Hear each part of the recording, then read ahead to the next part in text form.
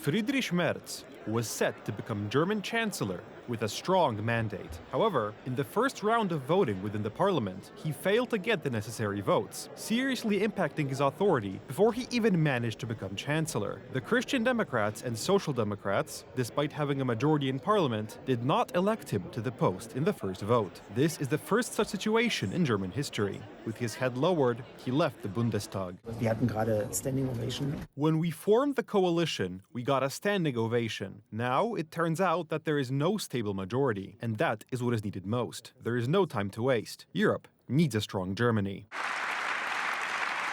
Several hours of intense behind-the-scenes negotiations led to another vote. Here, the stakes were even higher, because if Merz was defeated once again, the German president could have dissolved the parliament and called new elections. But this time, the votes were enough. Support for Merz was declared by smaller left-wing and liberal parties. What these parties got in exchange remains, for now, firmly in the realm of speculation. There is a lot of confusion, not only in the Bundestag, but among journalists who are watching this. Authority has been dented very seriously. This is a unique situation in post-war German history. The severity of this crisis in Germany is evidenced by the declines on the Frankfurt Stock Exchange. The main index lost more than 1.5%. Ja, die Börse wurde auf dem falschen Fuß erwischt. The markets reacted badly to what happened. The German economy was supposed to be booming, and it turns out even the Chancellor's position is weak. This is a huge disappointment. This is all made worse by the ever-present backdrop of Germany's disastrous immigration policy.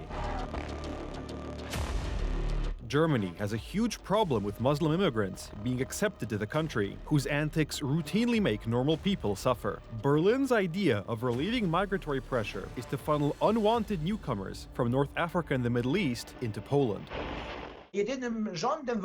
Poland's Tusk government is the only one in Europe that allows other countries to deport their migrants across its border. The pretext is that these migrants first enter the EU through Poland, but there is no verification of this. Poland has become the one place where Germany can dump its problematic migrants, and this practice will only intensify in the near future. Because, no matter who the German Chancellor is, Donald Tusk and his coalition government are not going to object, even if it means endangering the security of Polish citizens.